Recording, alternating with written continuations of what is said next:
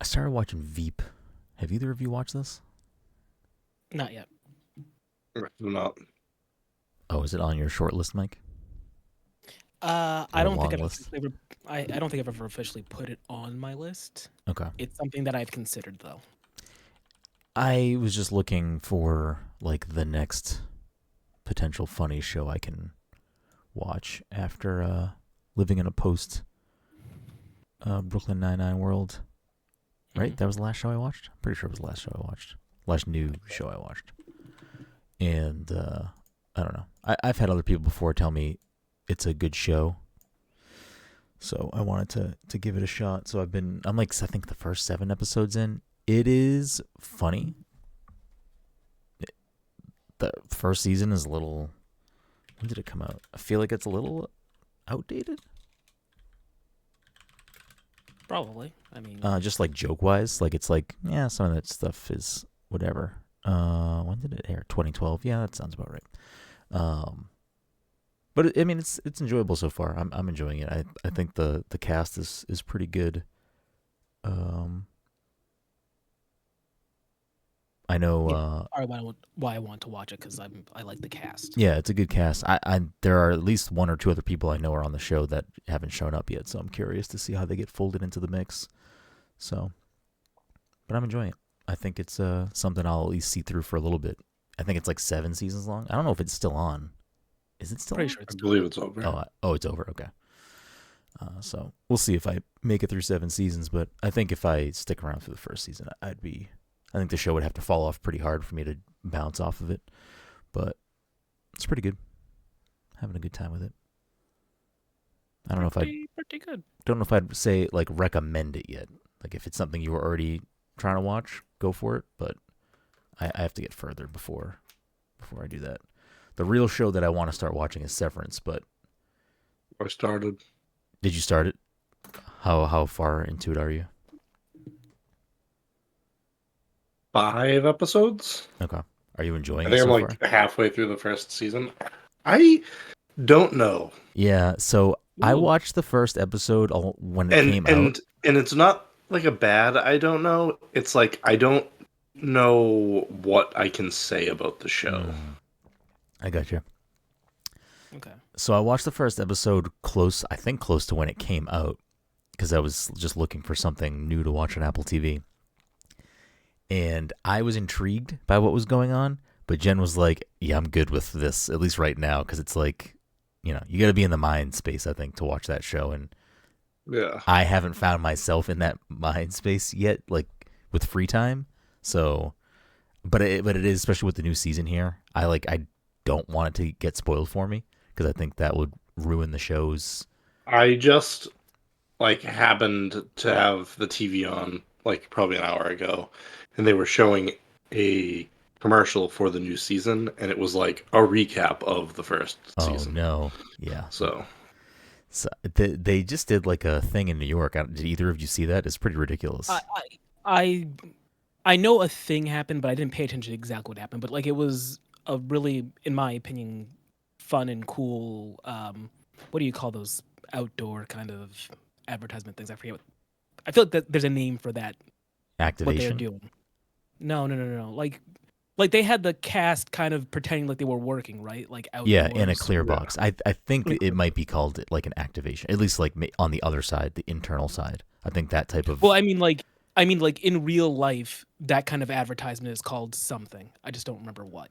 No, that's what I'm saying. Like the advertising company, I think Mm. would call that an activation, but like Okay. that might not be what you call, like we would call it. Mm.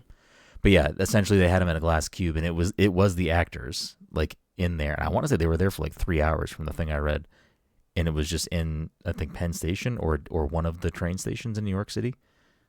That's a ridiculous like thing to do, especially for the actors to like do that for Yeah. 3 hours or however long they were in there. That is kind of wild. Yeah. I mean, it's cool. Yeah. And that is on my short list. Honestly, I probably should have started watching it this week. I don't know why I didn't. You fucked up. Still a good time. You get this weekend. That's true. I'm gonna make some time this weekend to at least start watching it again. I might just rewatch the first episode again because I don't know. When did the show come out? 3 years ago? 4 years ago? It's been a while in between seasons, right? I think there was at least a full year in between seasons. Apple's weird with how they release shows, I think. That's just my take on it. I feel like they only have a handful of, I'm going to call them tentpole shows. And they'll like have one or two shows running for, X amount of weeks. And then I feel like there's a decent break before they start playing another one of their shows. So then like no show is really on 2 years in a row. Yeah. Yeah. And they also like release it weekly. Yeah. Yeah. Which seems odd with like a year in between to do that kind of release schedule. Exactly. Like I think Mythic Quest comes back this weekend, and I feel think like it does, it's been forever since I've seen season 3. To the point where I don't even remember what actually happened. Yeah. They'll do that. I think Shrinking might have had only year breaks. Shrinking season 1 came out in 2023. Season 2, I think ended. Yeah. So Shrinking was 23, 24. Okay. Ted Lasso might have also been. Actually, I don't remember. It's been so long since Ted Lasso ended. Yeah, I don't know. Yeah. Apple TV has some good shows. It doesn't have a lot of stuff on there, and I don't buy or rent movies usually, so like I don't have like an Apple library of movie or TV that I like open to watch that way, so but I mean it's just rolled into my like Apple subscription, so like because I pay for Apple Music. Essentially, it's just cheaper to just pay for all three. Yeah. So, I have Apple Arcade. I don't use it. I use Apple TV occasionally, and I use Apple Music every day. So it makes sense to. I think it might even include like Apple Fitness, which I don't use. So, anyways, we got a great show for you tonight. Welcome everyone to the Pass Control Podcast, a show where a couple of best friends talk about the latest in video games and nerd culture. Sometimes we have guests. Sometimes we talk about television programs too much. Either way, we have a new episode for you each and every week. As always, I'm your host, Brenden Groom, and joining me on this lovely Friday evening is the anime senpai himself, Mr. Michael Desir. Mike, how are you doing tonight? Hanging in there. Mm-hmm. I feel that. And rounding us out tonight, of course, is the Disney daddy himself, Mr. Dominic Forty. Dom, how are you doing tonight? Hanging in there. I feel that. I don't know why that threw me off. We got a great show for you tonight. A couple of quick housekeeping things before we roll right into tonight's show. This episode, of course, sponsored by our good friends at Goodnight Fatty. If you're in the Salem, Massachusetts area or the North Shore of Massachusetts on a Friday, Saturday, Sunday evening, you want yourself something hot, sweet, tasty, fresh out of the oven, you can head on down to 1 Washington Square and get yourself a delicious fatty. And if you're unaware of what a fatty is, you can check them out on social media at Goodnight Fatty and educate yourself on these tasty, tasty treats. Other quick housekeeping things. The PTC Movie Club pick for January is Todd's not quadruple feature that he keeps trying to pretend. Todd's pick, and it is Wild Robot, which I believe, if you are listening and haven't watched it yet, I believe it is now streaming somewhere, right? Is that correct? Yeah, I think it's supposed to come to Peacock. Let me double check, because I'm pretty sure Megalopolis is also coming to Peacock, and that might be my pick whenever my month is. The Wild Robot sets January 24th streaming release date on Peacock. So if you're watching us live right now, it should be on Peacock. Go watch. Yeah, stop it and go do something better. Go watch that. So we'll chat about Wild Robot next week. So next episode should be, unless something happens with our scheduling, should be the Wild Robot episode. So make sure you watch that movie if you want to hear us talk about the Wild Robot. It's supposed to be a good film. Has a couple Oscar noms, I believe, if I'm correct here. I didn't look at the nominations. I don't know what happened. I just know that one movie that a lot of people have problems with, I think, has the most all time. Yes. Yeah. I'm pretty sure Wild Robot. I don't know what they got it for, but I think they got a couple. I think maybe like 2 or 3 or something. But Best Robot. I think there were some. I think there were like some notable snub. I like briefly caught people talking about like. Yeah, notable I think I snubs and heard. stuff. Wait, the Substance did get nominated, right? It got nominated for something. Yes, I don't know what. I think Best Picture. Okay, good for them. Yeah. Oh, yeah. You know what? I remember here. I saw a list of like horror films that were nominated for Best Picture, and The Substance is the most recent one. Let's see what this Variety article says. We have. I guess I can just go to the Oscar website if it has it. Oh, Yeah, here we The go. Substance was nominated for Best Picture. Yeah. So Best Picture is Anora, The Brutalist, A Complete Unknown, Conclave, Dune Part 2, Amelia Perez. That's that movie. Yeah. I'm Still Here, Nickel Boys, The Substance, and Wicked. I actually don't know most of these movies.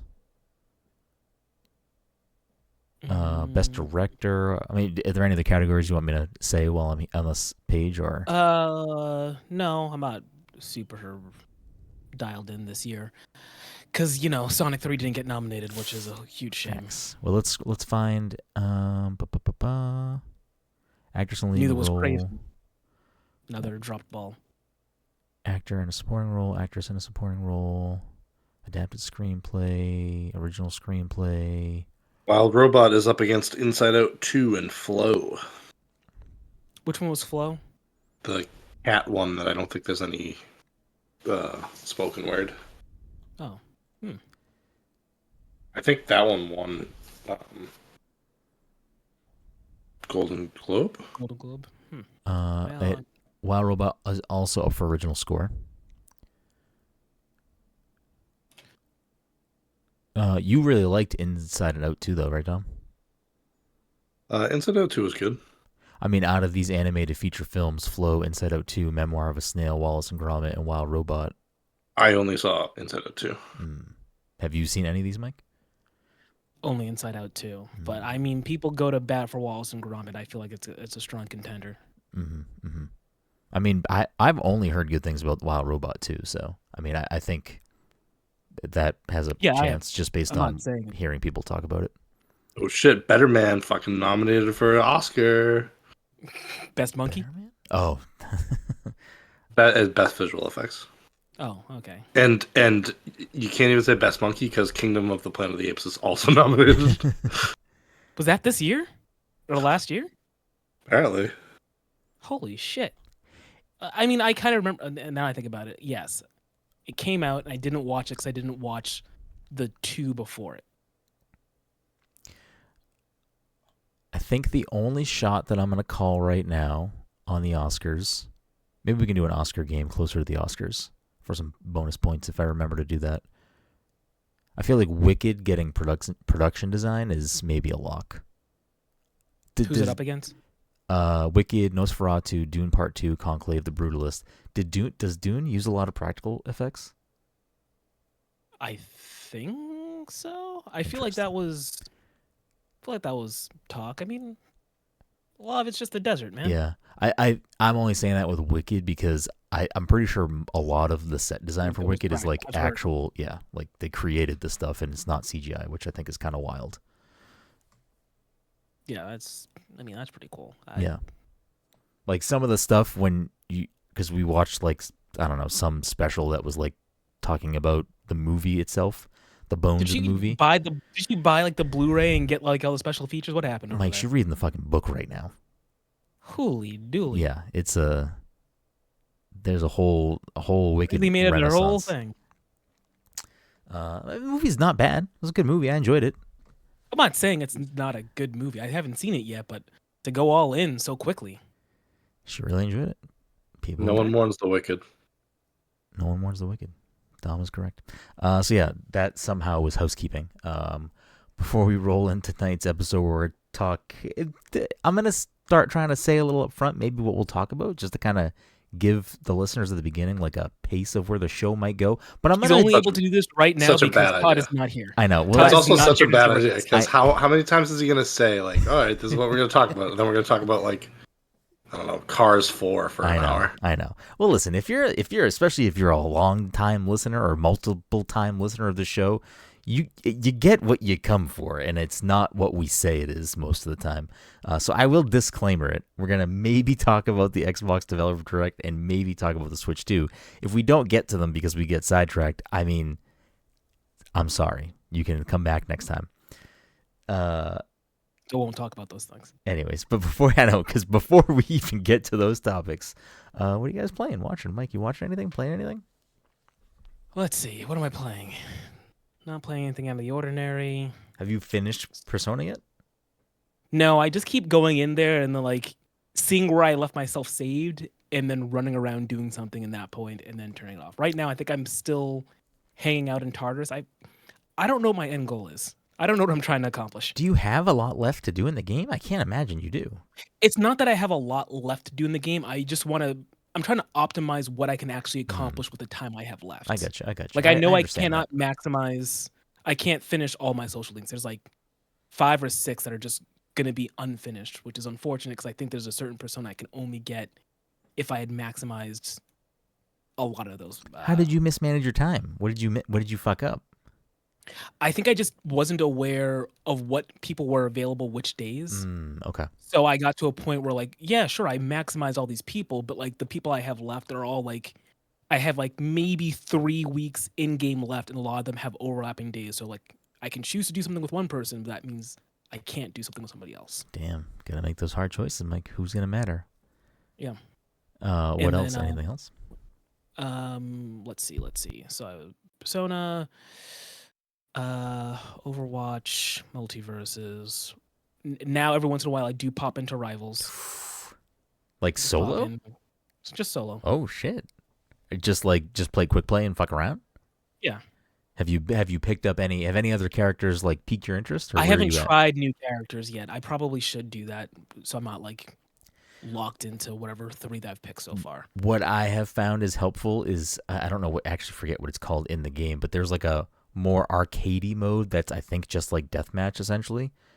Mm-hmm. And I've gone in there to play around with characters' abilities because you get your stuff back quicker, your ult charges a little quicker because you're just killing people. So, okay. And you can fuck around a little bit more against real people. So I found that as a kind of a good way to fuck around and see if there's characters that I enjoyed. Yeah, it's just when you go to the whatever like the screen to fucking start a match, I think it's just a button to switch between quick play whatever and competitive and okay. that thing. Yeah, so Right. it's I think it's a good way to just mess around with characters.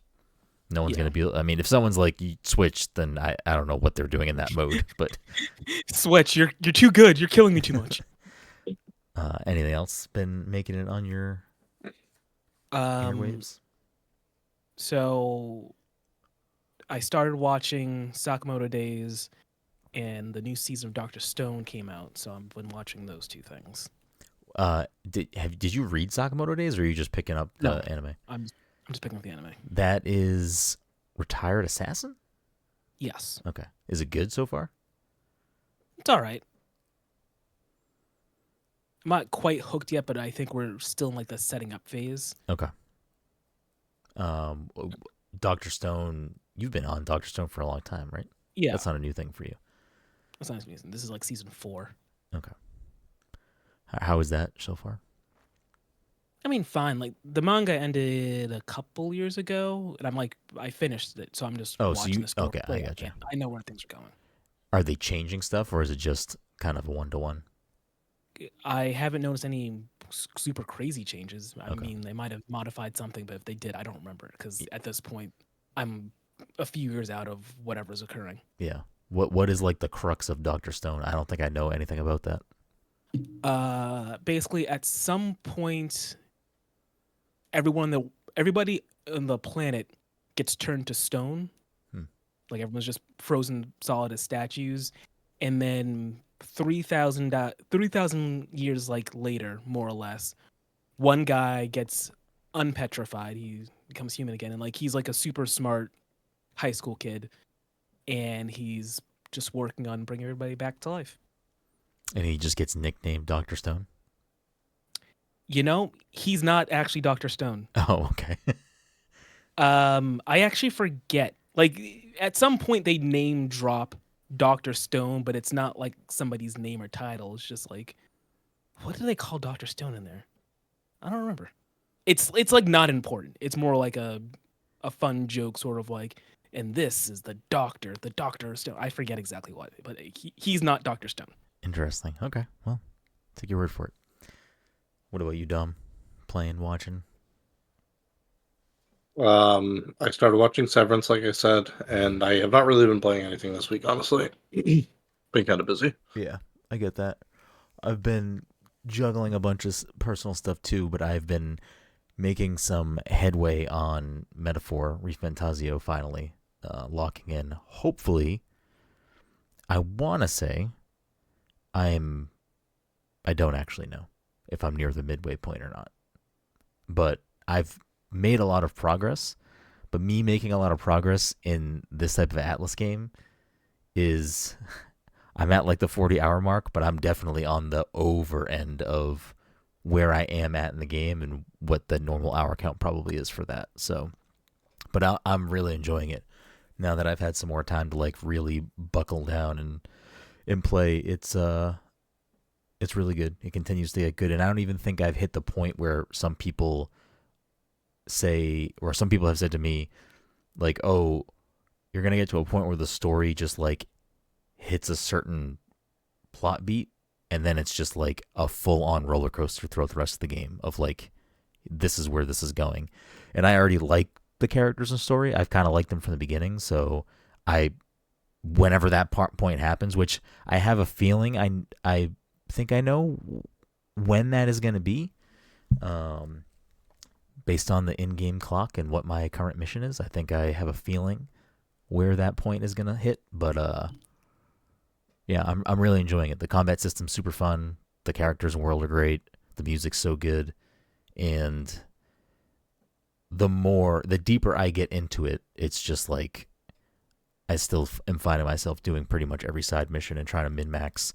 Like, it's similar to how Mike is still playing Persona 3 Reload. It's like, how can I maximize the time in each of these days to try to max out everyone's social links and stuff like that, which I actually do kind of appreciate that this Atlas game, like if you've played other Persona games, there's like romantic social links. This doesn't have that. It's just like building bonds with people, and I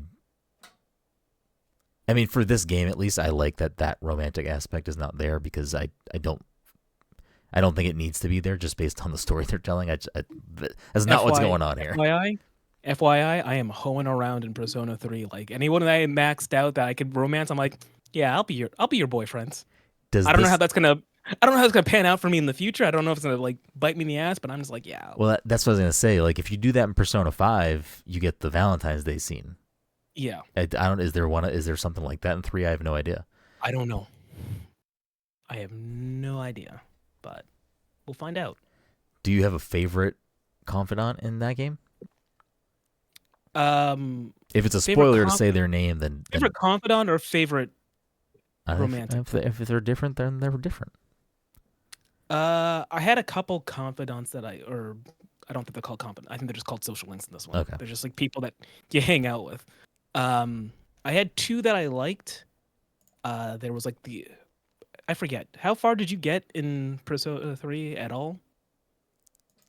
In Reload, I have barely touched it. When I played Fez, I got to the first gate of Tartarus. Mm-hmm. I don't even remember much of the story for what I played. Okay. Yeah, there was this old couple that run a bookstore that I liked. I do remember that couple. Okay. And there's like a little girl at a park, which is just a weird confidant to. I don't know if I met. I think she's a weird. Actually, she might be one that you have to unlock later in the game. I forget. Okay. That's just off the top of my head. There was one social link that I wanted to start, but I had to max out a stat before I could do it, and I didn't max that stat out until so late in the game that I was trying to do everybody else first. Yeah. The thing that Metaphor does, similar to Persona, is like it is a sort of time management game. Like, you have deadlines that you have to do things within. Some of the stuff in the game, though, will tell you if it has... So, like, there's, like, main mission deadlines. So it's like, hey, you have 20 days before you need to make sure you do this thing. Similar to, like, sending a calling card or whatever it may be. And so far, at least the main things are, like, they're not the same thing. You're not like infiltrating someone's palace. Like you're doing something specific in this world. I feel like it's not a story to do broad, like a spoiler to say like a broad stroke what the story is about, but like you are there for some reason. The king needs to be replaced.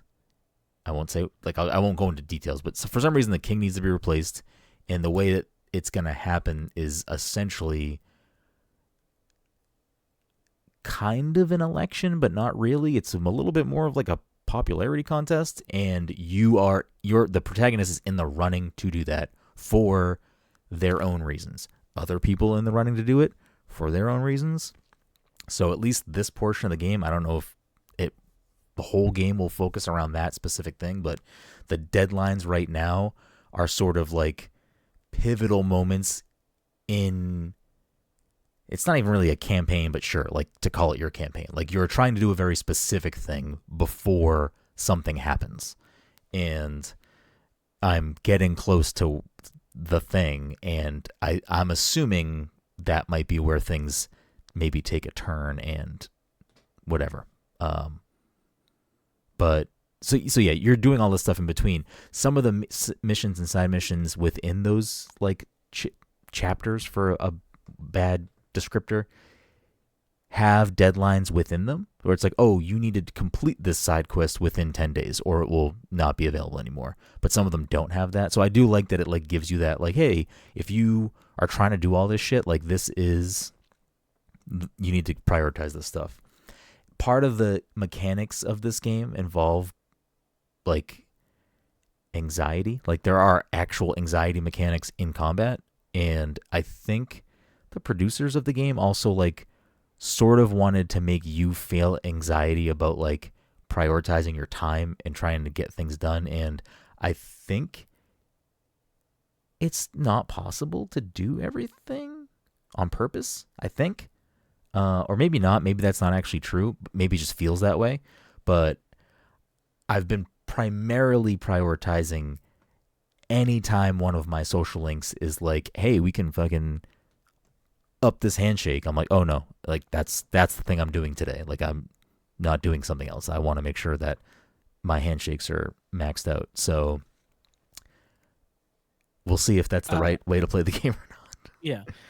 The way you describe it, and you probably don't have the answer to this, do you think it's a thing that if you were to New Game Plus it, you could actually do all the things as opposed to being limited? I wanna say that when people were talking about the game in the early days and before it came out, they were saying that like on purpose you're not supposed to be able to, like you have to make choices, and basically you're not going to be able to do everything. But I'm pretty sure I have talked to people who've finished the game and said that that's actually not true. If you play it like strategically and smartly, you can actually do everything. I still think there's probably decisions you can make that it's like you're picking a decision, and it's like, yeah, you know, maybe that has an outcome you don't want it to have or something. But I'm really enjoying it, and I really do want to see where the story goes. And I like that it is in a more fantasy setting, and it doesn't have to do with school, and it's like you just have all of these different people coming together for the cause, for selfish reasons. It has an interesting plot that I'm digging, and I do want to see where it goes. So hopefully can sink a good amount of time into it this weekend and get much closer to the end of the game. So that's where I've been primarily spending my time. There's something else we can talk about in a future podcast episode, but not right now. I just real quick, I did look it up because it was going to bother me, because I knew something was called Dr. Stone and Dr. Stone. Yeah. There were actually two things, and I kind of remember this. One of them is just soap. I do not remember the actual... There was a reason why soap is known as, like, Dr. Stone, but that was one of them. And then also, like, the mere act of being turned to stone and then unpetrified, like, it healed ailments. They also called that Dr. Stone. So those were the two things. Interesting. Okay. So there's a benefit to getting petrified and unpetrified. Yes. Are there people... But they don't figure that out until later. Are there people that they can turn someone to stone and then turn them back to heal them? Is that a thing they can do? Well, yes, but the problem is that for a period of time they didn't know why people were turned to stone, and then they figured out like how it happened, and then like now it becomes a whole thing of trying to figure out who initiated the whole stone turning process, and like there's a couple other side antagonists because essentially what had happened was, and I don't know if these are like spoilers. I mean, they're probably spoilers, but they're not. If you don't want Dr. Stone spoilers, skip ahead, a minute. Yeah, essentially what happened was initially when people got turned to stone, it was a case of there were a handful of people that were in space at the time, so they were not affected by it. And then they landed after everyone turned to stone, and they kind of, I don't want to say repopulate the Earth because they didn't really repopulate the Earth so much as like they managed to create like a singular village somewhere. So like initially the antagonists were like not even antagonists, but like they had to contend with the villages that were kind of surviving because they had basically lost all of human like knowledge and civilization and stuff. Like they lost a lot of like the things that we have today.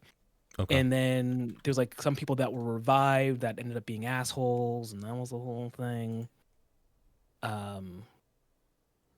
Yeah, that's all I want to say about that. There's a better way to describe things that might be less. There's a better way to describe things without giving away too much, and I don't have that in me right now to figure it out. Okay. I think that's just an easy way for us to move on to the Xbox Developer Direct that aired earlier this week, which I don't know if the two of you got a chance to catch all of it or parts of it, but it's I thought it was a pretty good showcase. I thought they had I thought these games all looked pretty good. I mean, we can go about one by one on them if we have stuff to talk about, but I thought it was a pretty strong showing across the board. I don't personally, I'm not a big Doom guy, but even Doom I thought it looked good. So you get Ninja Gaiden 4, supposed to come out this fall. I don't know if either of you have opinions on that or care about Ninja Gaiden at all, or. Yeah. Yeah, I'm not a big Ninja Gaiden guy. That was probably my least favorite of the four. Okay. I mean, I'm excited. But I understand why people would be excited. Like, yeah. I mean, it's been a while. I want to say I think Ninja Gaiden 3 was 2008 or it's either 2008 or 2012. I'm pretty sure the last Ninja Gaiden mainline game. But I thought it looked good. I mean, it's a Game Pass game, so I'm definitely gonna download it when it comes out and give it a shot just to mess around with it. And if you are itching for Ninja Gaiden, they also the day of the Developer Direct dropped Ninja Gaiden 2 Black on Game Pass as well. So that is available now, which is a remaster of. Well, actually, I don't know if it's a remaster, but I think it's just an HD remake or whatever, up-res version of that game, which is pretty cool. And then I think for a lot of people, Doom: The Dark Ages is a big deal. Doom 2016, Doom Eternal, I bounced off them pretty hard. They were not my jam. I've never really been a Doom guy. It's not really my thing. But I don't know if either of you care about Doom: The Dark Ages. I've never played a Doom, so we should get you on a Doom, Mike. We should just see what a Doom does to you. I'd be curious. I like that they are making it so that it's more accessible, I guess. This could be your first Doom game. It's a prequel to Doom 2016, and there's combat sliders, so you can slow down the action. Yeah, that stuff is pretty cool. The Doom lore, I will probably check this game out when it comes on Game Pass just because it's there and I can download it. But yeah, I don't follow the story of Doom at all. I have no idea if all of the Doom games are connected or if this 2016 Eternal and this are a modern retelling of the Doom lore or whatever. But there's some cool weapons and stuff that were shown off there. I think there was a Captain America type shield weapon that looked interesting. Yeah, so I also enjoyed that they like talked about how they have tried to make the last few games like I think Doom 2016 was like supposed to be run and gun, and then they did uh, Eternal, and that was supposed to be like jump and shoot, and then this one's supposed to be stand and fight. So you have like a shield and like mace weapons and like more of like a. I guess you're more of like I don't know a Titan in Yeah. like yeah. I mean, it looks cool. It looks more intriguing to me, I think, than 2016 and Eternal did. Um, I liked the grappling hook of Eternal, but I talked to a few people this week who were just talking about Doom, and talking about the Dark Ages, stuff they showed off, and a lot of people like are pretty divisive on. They either like Eternal more or like 2016 more, and they don't like the other one as much, like at all, which I thought I was feel like they're interesting. different games. That's what I They mean. Is are, like yeah. it almost they're like I guess that's what I kind of like is like they're all playing with a different. It's the same game, but like playing with a different Like way some of core, playing. yeah, like core Yeah, mechanics, yeah. Um, so I don't know. Maybe we'll see how the early part of the year, because that's supposed to come out May 15th, I believe, or May 15th, I believe. So there is some time, but the year is going to slowly. I mean, January is almost over, and February is a kind of stacked month with things like a Pirate Yakuza, Like a Dragon, and Afterlove EP, and Monster Hunter Wilds. Like it's already going to be an onslaught of games, and with these things all slated to come out in the first half of the year, really, except for Ninja Gaiden, because I think Ninja Gaiden said fall 2025. But I mean, the other two games that we'll talk about in a second are both April, and Doom is May. So if I can squeeze in playing Eternal or 2016 and give it another shot, maybe I'll try to do that. But I'll definitely check it out when it comes out. I know Jesse, friend of the show, Jesse Vitelli, was a big fan of one of the guns they showed off that like grinds up skulls to make ammo for the gun. Like that's what the gun I does. mean, yeah. it Like sounds cool as hell. yeah, I like cool shit like that. Is like I think Doom does a lot of cool shit with weapons. I feel like most of the Doom games have like iconic weapons and cool weapons. So Doom has its thing. It's just it's never really been my thing as much. So who knows? Maybe Dark Ages is the one. These other two games though, I think were like for me the highlights of this. Like my things that I really enjoyed. We'll start with South of Midnight first, which I think looks fucking really good. I hope it plays as good as it looks, because like it definitely has an interesting art style and an interesting like sort of faux stop motion like uh I'm sure it's running in 60 frames, but it looks like it's stop motion. Yeah. So I like how that looks. I hope it plays well while you're doing that, because I think it's a very cool way that this game is presenting itself. I don't remember if they talked about it in the thing or not, but if not, I read it somewhere that I think there's sliders where you can tone that down too. So if like that's not your thing, it will not affect if you can't do that for some reason or don't want to do that, you should be able to tone it down, I believe. And yeah, I mean, it has some interesting mechanics. Like the platforming and stuff looked like it was interesting. The Weaver abilities and stuff, I'm intrigued by. Like, I think the game has cool concepts, and I'm kind of excited to dive into this one. I don't know if either of you have any thoughts on Southern Midnight. So I mean, I was literally just watching the trailer while you were talking about Doom. Mm-hmm. So I'm still trying to piece together things. Mm-hmm. And I didn't get a good sense of the gameplay. That was the problem. I watched the trailer, so like there were definitely parts that were clearly gameplay, but a lot of it seemed to be story stuff. So I didn't get a good sense of how it would play or what kind of game it was. So I can't say if I like the art style, Yeah, but I don't know much more than that. yeah. The art style is a selling point for me. I like the art style of this a lot, but I feel like I like the characters so far too, the ones that they've shown. Even in the first trailer, they like when it got announced. They like showed that like I don't know the like giant talking alligator or whatever it was.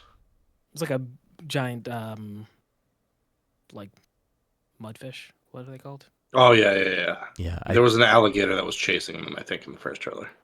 I think it is based on folklore, I believe. Yeah, I believe so. I'm trying to see if their website has like a clear-cut description of what the gameplay itself is to give Mike a better idea. A dark modern folktale when a hurricane rips through. That's just about that. Confront mythical creatures. Wield an ancient power to restore creatures and uncover the traumas that consume them. Cast weaving magic to fight destructive haints. Explore the diverse regions of the south and reweave the tears in the grand tapestry.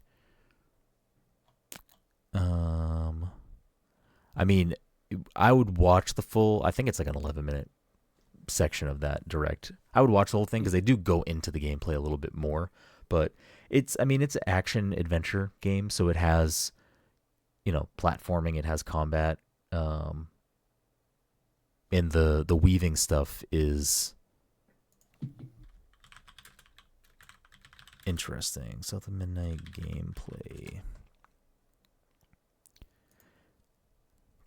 overview. That's another video. Well, I can't watch a video right now.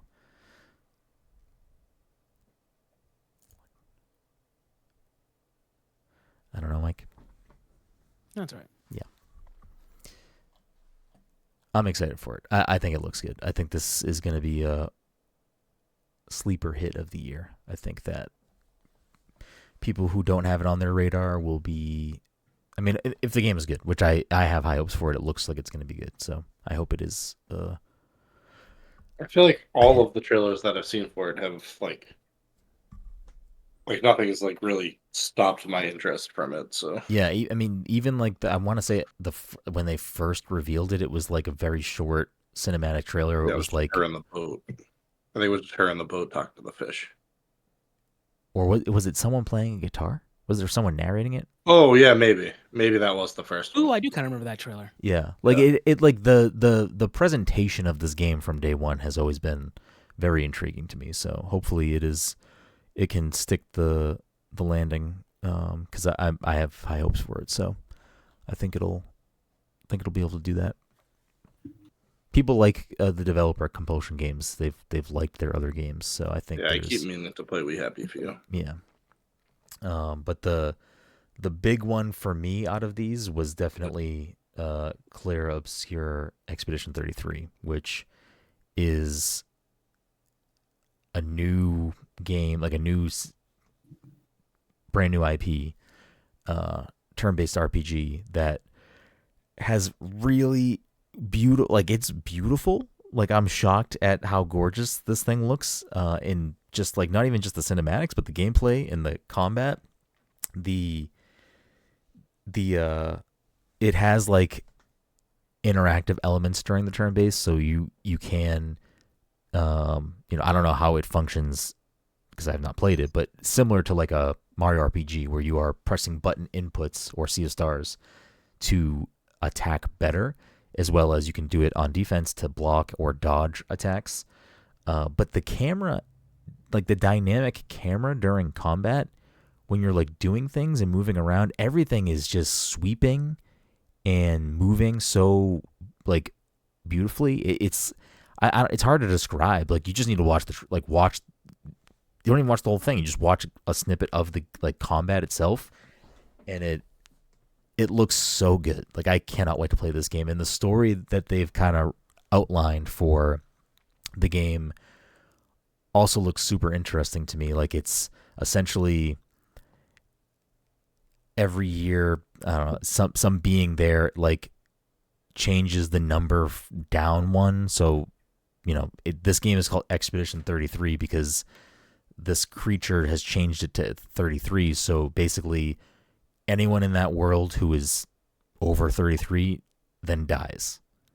And every year that being comes back and lowers it 1 year so that more people keep dying. I don't know. I'm sure the game will go more into that, but I think that's a cool, interesting like narrative thread that essentially each year there's like a group, an expedition of people that get together to try to stop this being from doing that. And this is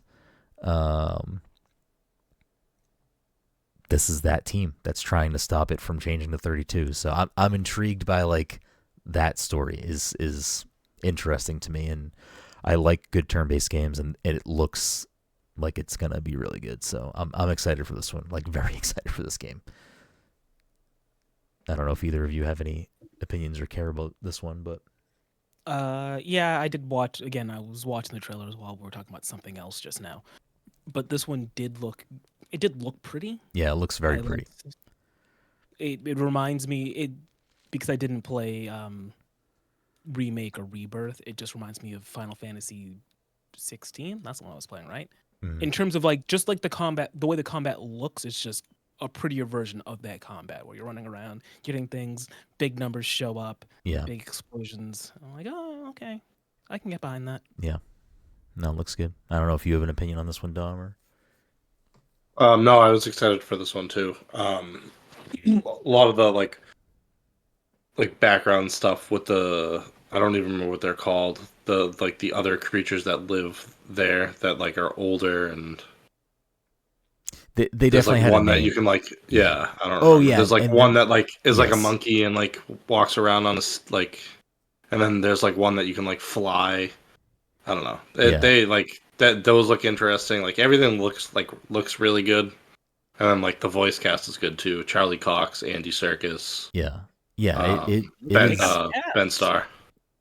it is gonna be, I think, a big one. I'm excited for. I hope it has an audience and finds an audience, because I think it is gonna be it looks like it is gonna be a really good game. I mean, again, all these games looked really good. Like, this was a pretty strong showcase, if you ask me. I thought they had some heavy hitters across the board and kind of mapped out the beginning of the year for Xbox players. I think if you're an Xbox owner in 2025 right now, I think first half of the year is looking pretty good. I mean, that's just like games that are coming out on their platform. You know, that's not even mentioning things like Monster Hunter and Pirate Yakuza and stuff like that. Like, there's a pretty strong slate of games in the first half of the year right now. So excited to see how these games turn out when they are available for people to play, and kind of makes me intrigued to see what Xbox has planned for the back half of the year, because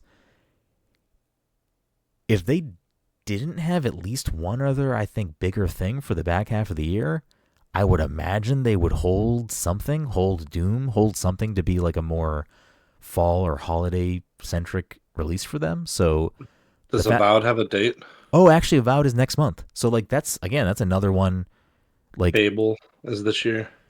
Fable is supposed to be this year. Outer World 2 is also supposed to be this year. So I mean, So I'm sure we'll get another presentation with with that those stuff, like yeah. Fable and Or maybe just whatever their E3/Summer Game Fest like thing is. But yeah, I mean, the first half of the year is looking pretty stacked for Xbox players. But that brings us to how the middle of this year might shape up, which is we got the Switch 2 reveal, which we didn't really talk about because we did predictions last week. I mean, there's not a lot to glean from that trailer. I mean, it was what it was. It was just a tease and an acknowledgement of, hey, there's new hardware coming. Hey, there's a new Mario Kart coming. Hey, we'll tell you more in April. So, we don't really have much to go on. I mean, there's things that we can very easily see from the presentation, which is has a bigger screen. The Joy-Cons are larger. Maybe the rumor leak that the Joy-Cons could also function like mice might be true based on how they presented them in the trailer. But I mean, other than that, I mean, I don't think you can really pull much more information out of the console itself. And that stuff will probably have to wait until either someone gets their hands on one and leaks information, or April 2nd is the day that the Direct is supposed to be.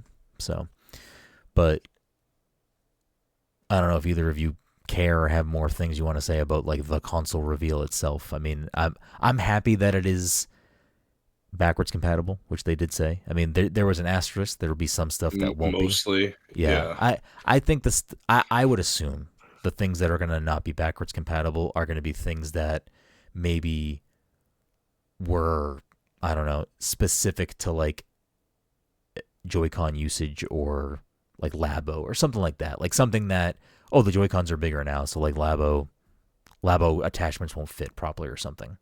I wonder if some of the ports. I wonder if the way they ported them, like third party stuff, or you mean just like anything ported? like they ported a bunch of Wii U games. I wonder if like some of the Wii U ports, like maybe like the way they ported them to the Switch, like won't work for the Switch 2's like hardware. I don't know. I was just thinking about like weird out of the box stuff like that. But you're right. You're probably right about like the Labo. Yeah, I would imagine. I mean, hopefully, it's a very small segment of things that is not playable on that platform. Because, I mean, the only other thing I can think of is like maybe certain licensed games, because technically it's a new platform, would need to be like relicensed. So maybe that's what it is. Maybe. But that stuff could always change too, because it could just be, oh, okay, no, we'll relicense it so it can be whatever. But I do love that it is backwards compatible, because we like on the Nintendo console side, we don't normally get that as much. I mean, we do a little bit. Like you could play GameCube games in a Wii. I'm assuming you could play Wii games in a Wii U. I don't remember. I'm assuming you can. I don't think you can play GameCube discs in a Wii U though.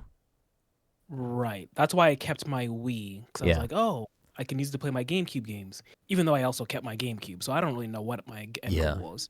So there's some crossover sometimes. And then like the Nintendo handhelds usually have a good little bridge period of like certain iterations will still play the previous one, and then at some point they'll move on. But I mean, the Switch library is so great. So it being backwards compatible is great news for someone like me who will probably still play a lot of Switch games that I never got to or need to finish or whatever. So that is an exciting aspect to me, that I don't have to just like, you know, oh, I got to keep my Switch around to play these games. It's like, no, I can just pop them into my Switch 2, hypothetically. So that's an exciting aspect. But I mean, I think the real meat of that whole thing was that, hey, new Mario Kart. It's been 7 years, 8 years. Switch came out in 2017. Sounds about right. So I mean, technically even longer if you want to count Mario Kart 8 as its original release date, which would have been like, I don't know, 2011 or 2013, somewhere around there. So it's been a long fucking time since we've gotten a true new Mario Kart game, and that doesn't include Mario Kart Tour, which I think came out after 8, right? The mobile game. Yeah, I believe it came out after 8. So, I mean, you're a big Mario Kart guy, Mike. Is this reveal big deal for you? You all excited? You ready to rock? You a Switch 2 day one because of this? Look, I think the new Switch looks cool. I think it's probably going to do a lot of things that we're overdue for. And knowing me, I will pick up the console, I'll pick up the game, and I'll sit at home and I'll play it a little bit, and then I'll put it down and not touch the system for many moons while I continue to get rocked in Overwatch. But what if Overwatch 2 is on Switch 2, Mike, and it runs great? Is that going to be your new Total Mayhem machine? I'm going to go ahead and guess no, only because I could play Overwatch 2 currently on my PlayStation. I still don't turn on my PlayStation. Okay. Well, this would be you could be laying in bed and be like, I want to play a little Total Mayhem. God help if I get to that point. I'm sitting on the toilet. I want to play a little Total Mayhem. Yeah, again, God help me if I ever get there. Well, maybe you don't want to go all the way upstairs and you're downstairs and you got a snack and the cat's on your lap and you're like, oh, my Switch 2's right here. And so is Total Mayhem. You have painted a picture of my life that has never existed. Okay. Mike, maybe you're sitting on the toilet. You're unleashing a little Total Mayhem into the bowl. You're like, maybe I need to have a little Total Mayhem on my screen too. Now, see, this guy's spitting. That's There's an idea.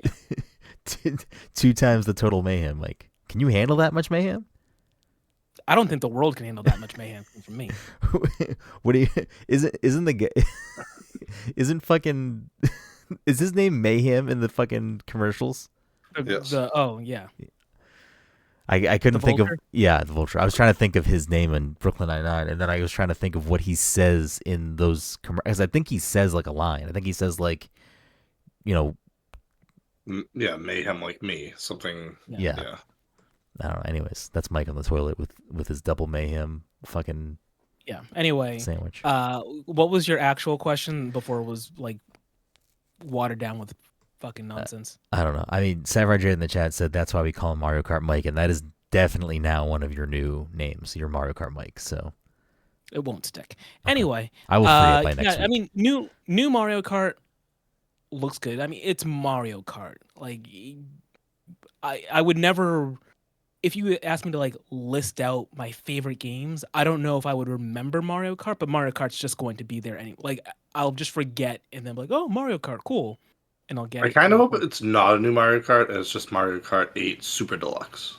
Me too. It's honestly, it's Mario Kart 8, and all we did was change Donkey Kong. No, that's just a new character. Like that's a downloadable character. That's Donkey Kong Jr. right there. Yeah.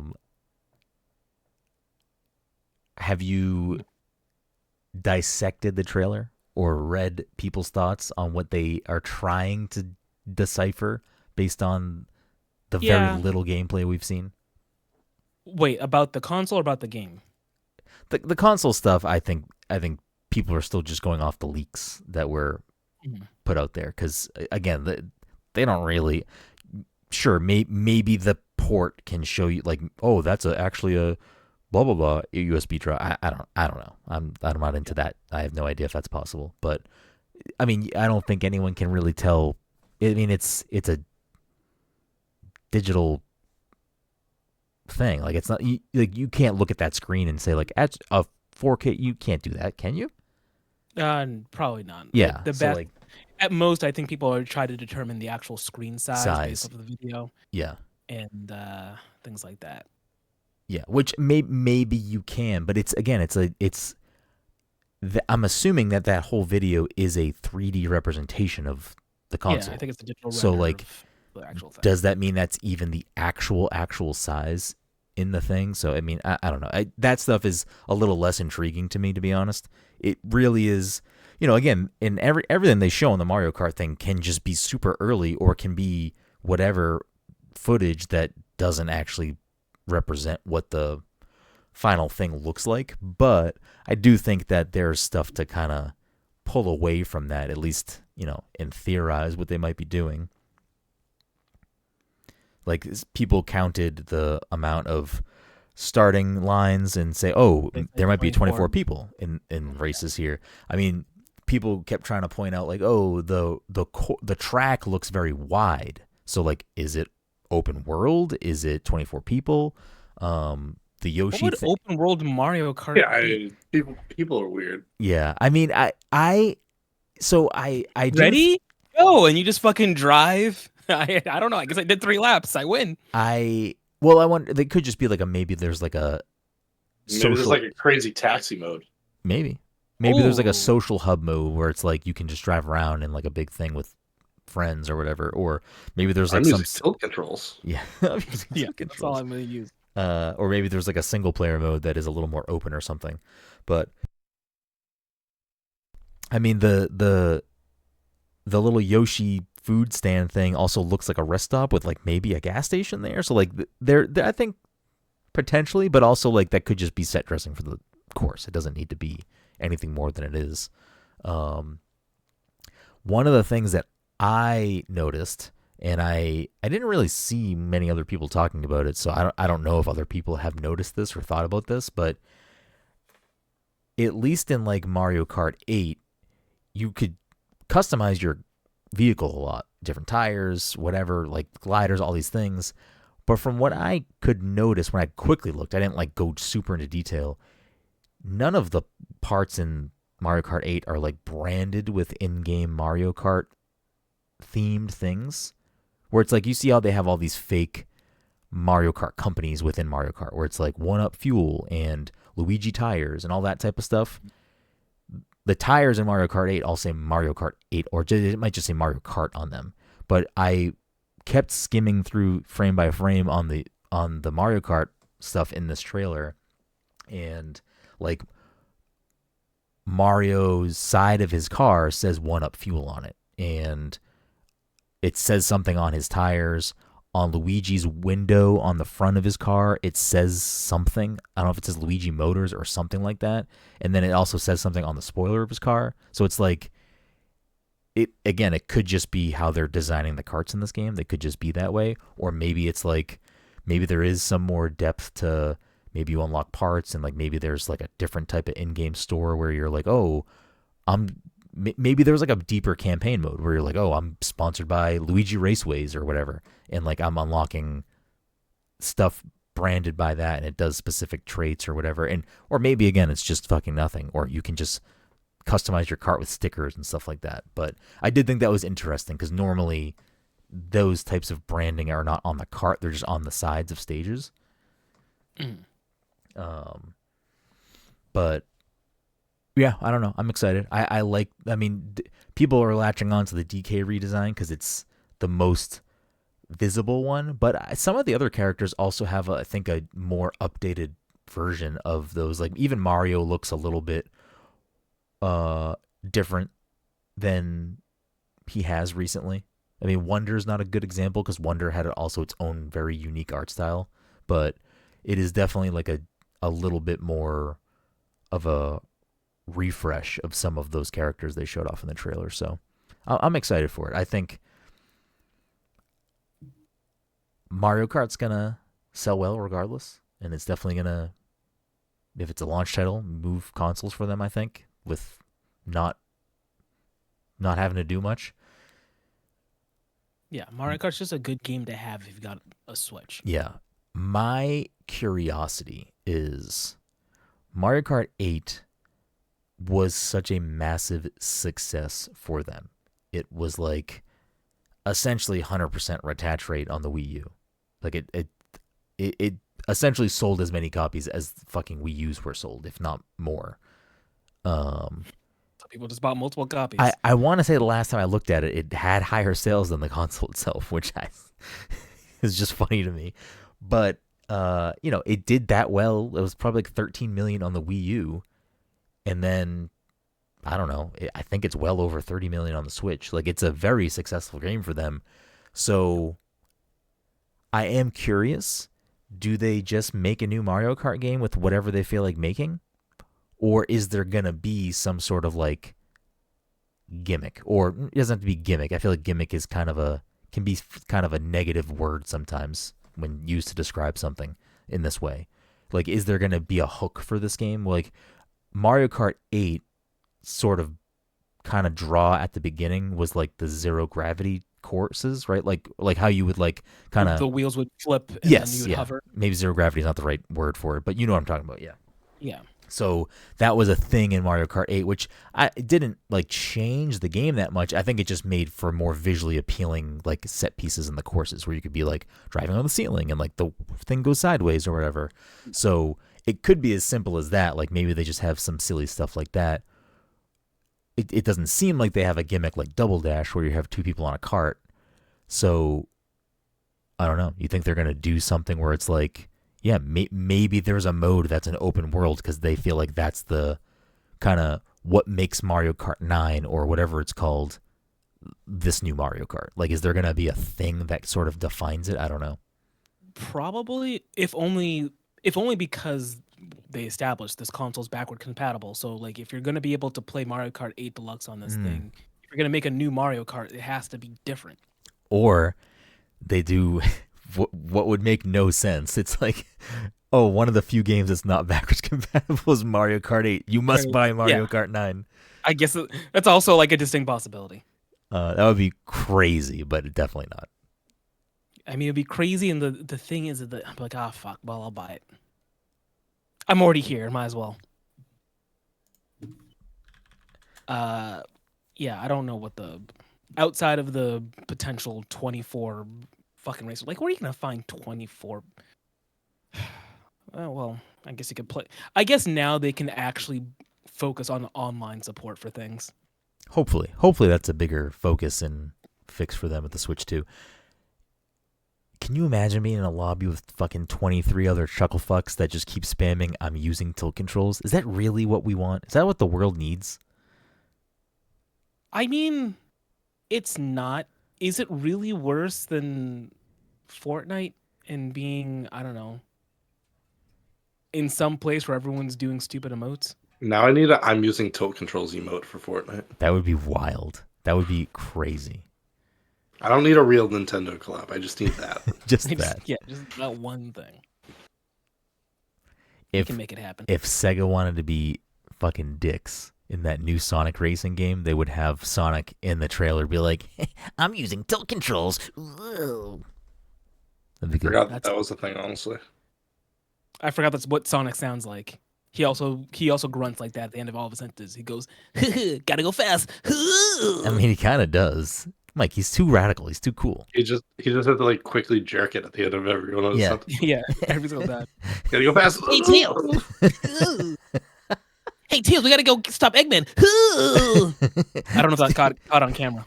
Too many chili dogs. Oh my god. Zephyr in the chat says Tramp Stamp that says I'm using tilt controls. It'd be pretty good. It'd be pretty good. One way to my heart. You're too slow, Mike. I don't know. I think that's all we got on these things. I mean, there's not much you can talk about with that Switch reveal. It is what it is. It's. Hope Wreck-It Ralph is in Mario Kart 8 Super Deluxe. Maybe. No, have we had like a full blown not video game guest character in a Mario Kart game yet? Not in Mario Kart, no. I don't think that's happening. Chance. I mean, unless you want to count like the Mercedes-Benz collab. And you know I don't count that, so. But yeah, I don't know. I am curious if they're going to bring other Nintendo characters into this one, or if they're going to start in the roster. Because I would imagine Deluxe already had it. Why wouldn't Super Deluxe? Well, I mean, like, do you think they're going to start in the game, or it's going to be later DLC? No, I would imagine that the characters that they've already introduced will start. So you think this game is going to have in it Link and Animal Crossing, Villager, Inkling? Is there more? Inklings. I think that's it. Animal Crossing had 4, right? It had Villager, Isabelle, Tom Nook, 2 villagers. Did it have that many? I don't remember. All I recall is that they put in F-Zero stuff, but there was no Captain Falcon.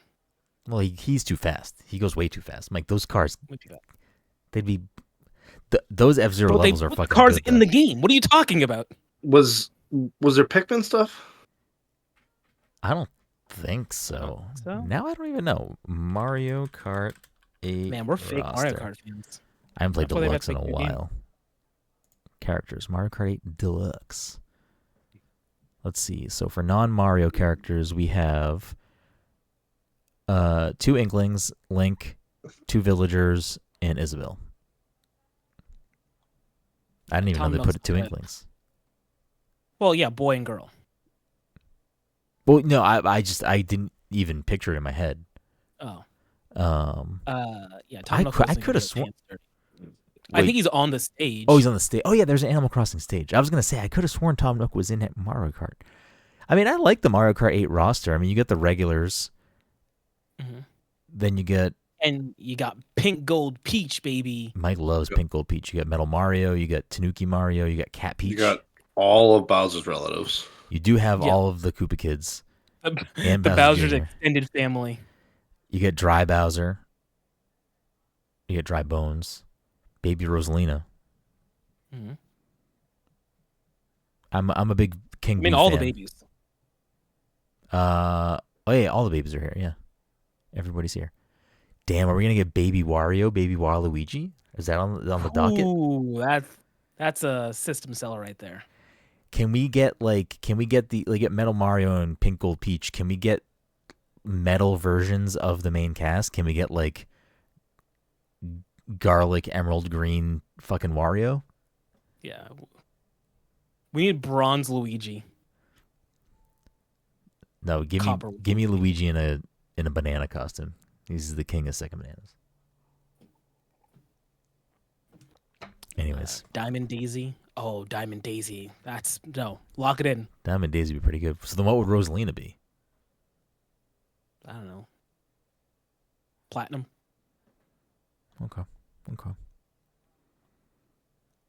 I'm not married to it, but Diamond Daisy needs to be a thing. Diamond Daisy is pretty good. Call it Miyamoto. Do you think we get Diddy Kong back? Yeah, he's not racing in his own things anymore. He's also not in 8. They need to redesign him. It's true. I'll take a new Diddy redesign. I'm down with that. I mean, it makes sense for them. He is in the movie. It's true. Yes. So there is a design for him, because that's not the rare model in the movie. And he is also a main merch player in Super Donkey Kong Land, or whatever the fuck it's called. It's just called Donkey Kong Country at the theme park. Yeah. I Yeah. don't remember. Yeah, but Yeah. I think those designs are based off the rare. Yeah, it is, but I think it's a Nintendo hat and not the rare hat. But he's all over the place. Like, it's like heavy Diddy and Donkey. I watched like a fucking walkthrough. It's I forget what game that was. The one with the masks. Is it just Returns, or is it Tropical Freeze? I don't know. One of those two games. Yeah, Okay. that's what the land is based off Off like of that, those yeah. games. Yeah. Yeah. Okay. I like Diddy. I'd like to see Diddy. Where I don't remember now. There were other Kongs that got brief appearances in the movie, right? Where was Dixie there? I think there was a Diddy and handful that were I in think the Diddy and crowd. Dixie were sitting together. Okay. Yeah. Oh, they were in the crowd then- when they were fighting. Yes, Yeah. and then I think Does Funky say something? I Was don't Funky remember. voiced by somebody? I know Yes. Cranky Kong was think- Fred Armisen. Yeah. Don, what'd you say? I think so. I was just trying to remember what's the baby character from Donkey Kong Country 3.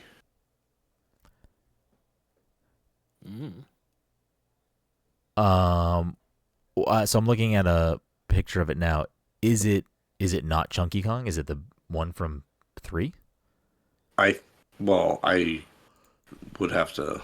Oh no, the baby is in the Mario in the Mario Kart scene of the movie. Baby Kong is. I think it might just be Baby Kong, is the name. Chunky is in the stands with Diddy and Dixie.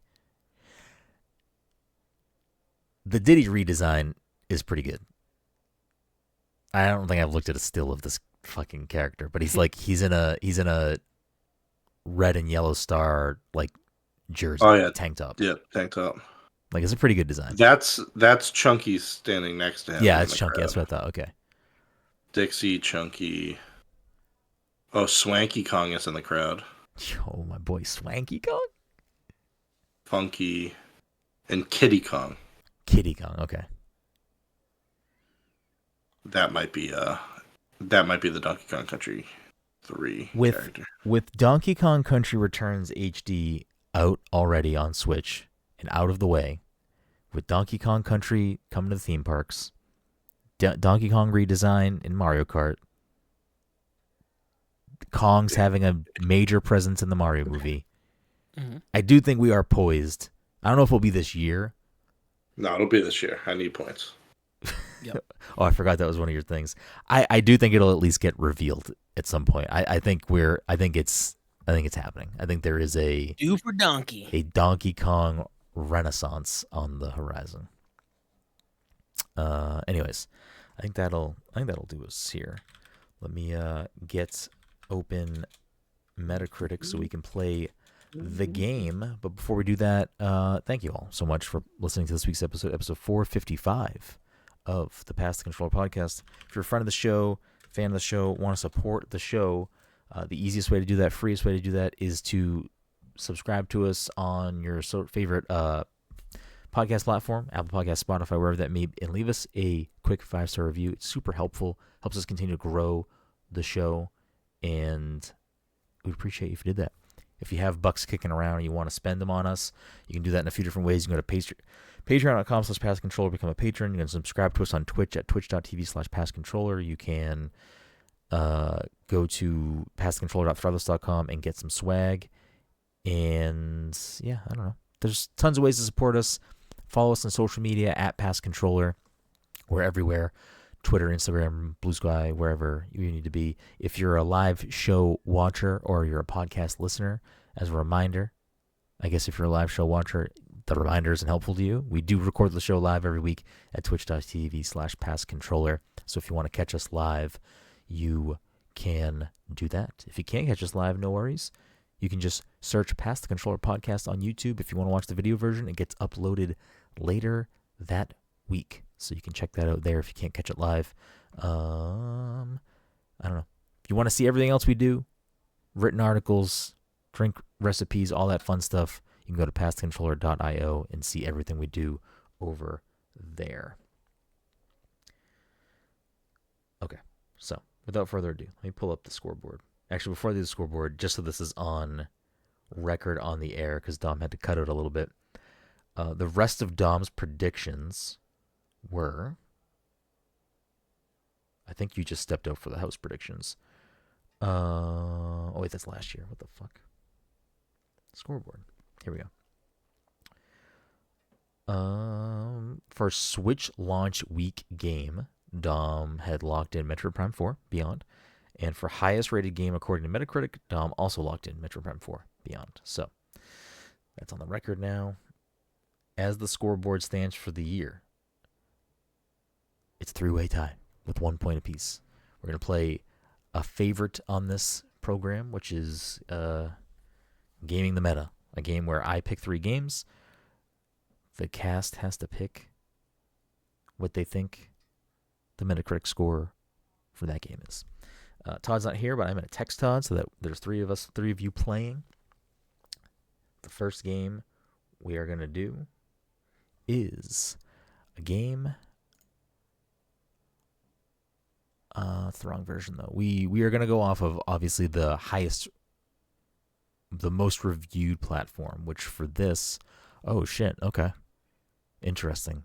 This is interesting, because this is the rule.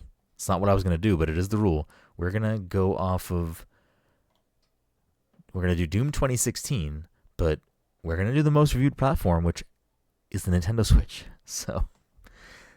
that may affect what you think. That is. So, Doom 2016. Mike, what do you think Doom 2016, the Switch version, has? I can't imagine it has a good score. Does it run on the Switch? Like, at all? Todd's answer is, ew. Ew. I'm going to undercut him and go 0.5. What are you doing? What are you doing here? We watched a supercut of the Californians the other day, and let me tell you, those sketches are fucking ridiculous. I love those sketches. I will give you Todd's first. Todd is gonna say EU 68. So there you go. There's your jumping off point. Yeah, I was going to go low 70s, 60s. But he said 68. Do I do 69 to be funny, or do I go lower and say, nah, you know what? Yeah, you know what? I'm going to say 65. Okay, Mike's going to say 65. Dom, where are you going to go? You going to split that diff, or are you going to go high or low? What did Todd say? 68? 68. I'm going to go 70. That way I have everything above. Okay. And you could have did 69 and had everything above. That's true. That's true, but we tie on a 69. I suppose I could do 69. No, you wouldn't tie on a 69. He did 68. He said 68. Yeah, and I did 70. We'd both be 1 point apart. Yeah. If it happens to be 69, then it's a tie. Yeah. That was what I was saying. Oh, I gotcha. Okay. Well, it doesn't make a bit of difference because you are the closest. It has a 79, and Dom gets the point with that. I was going to ask, the game came out like way later than Doom 2016, right? And that's what I assumed too. Nope, a year later. Really? I Yep. thought it came out like way later.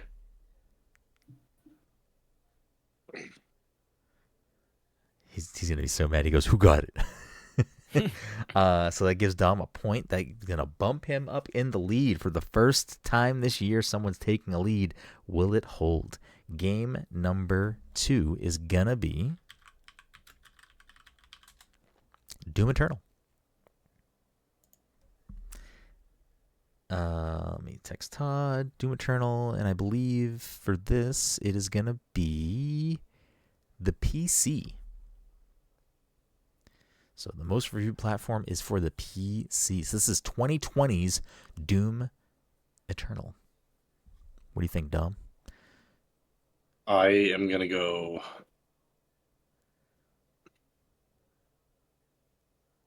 I am gonna go 80. Okay.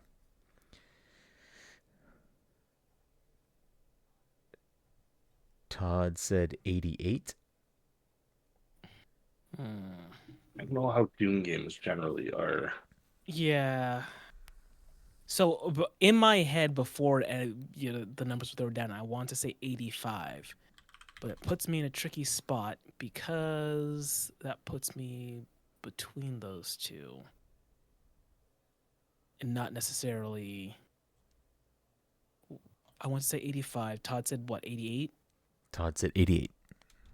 And Dom, you said 80. Todd said Dom said 80. Yes. Yeah. Okay. So I mean, I guess it is. No, it's not really splitting the diff. Dom has the potential to be closer if it is closer to 80. Yeah, whatever. I'm going to stick with my 85. You're going to stay with 85? Okay. Yeah. Well, Mike, you made the right choice in going higher, but unfortunately, Todd got a bullseye, 88. So Todd got a +2 for that one. All right. For the last one, we're going to keep this on theme, and I apologize in advance because we're going to do a 2-pointer.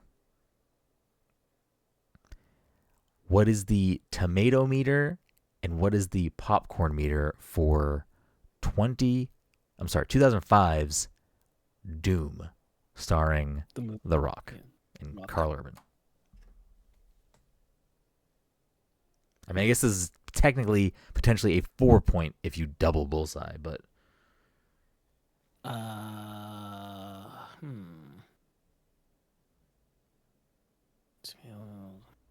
Did people like the movie? Critically, I imagine it was bad. But did people like the film? I feel like they only ever like the one scene that's in first person. I feel like the rest of the movie was regarded as trash. Is it my guess? Yeah, it's yours actually, yeah. Because it went Todd, you, Dom, and then it went Dom, Todd, you. So yeah, now it's you. Okay. I'm going to say tomato is critic, popcorn is the audience, right? Correct. I'm going to say tomato is 45. Okay. And then popcorn is 60. Okay. Dom, what do you think?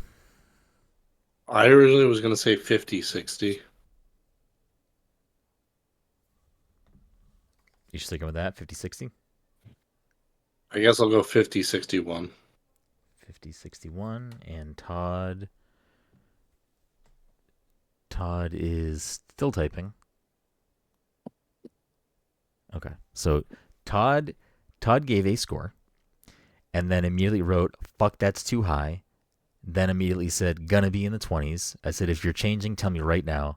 And he said 2338. Oh. So let's Honestly, see. he might be on the money. I honestly have no idea, but I know it's not well received. I just don't know how not well received it was. So with a budget of 60 million and a domestic opening of 15.5 million, this movie took home 58 million worldwide. Ouchies. Yeah. Metacritic has it at a 34 and a user score of 4.9, but we're going off Roddy Tobby's, and they have it at an 18% and a 34%. So that will mean Todd is closest on both accounts. So Todd taking a big lead, not even being on the episode. Asterisks. I'll allow asterisks, Mike. It's not going to mean anything, but I'm going to put it on there. Yeah, put on an asterisk. Whatever. So that means that we will end the week with Todd in first with 5 points. Dom in second with 2, and Mike in third with 1. It's still early year. We're still in the beginning of the year. You got plenty of time to make that back. Plenty of time to change your fate and not let Todd get a double feature. But that'll do it for this week's episode. We appreciate you, and we will see you next time.